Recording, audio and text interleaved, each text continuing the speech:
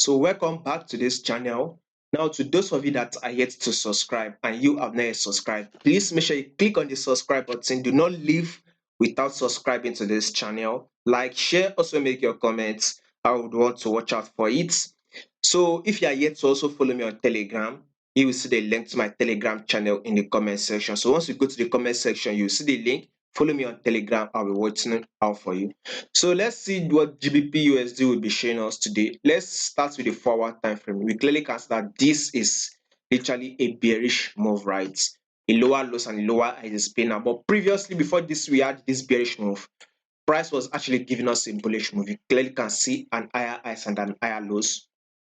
Then today we kind of had like a correction, then a drop. So with what I am seeing right now, I'll be expecting one more movement upward on GBP probably again to tap this level of 1.26735.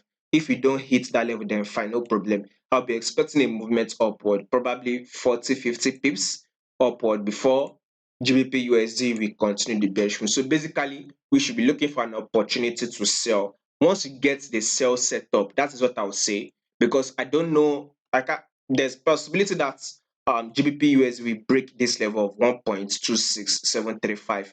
We are very much likely to hit it at a level of 1.26975.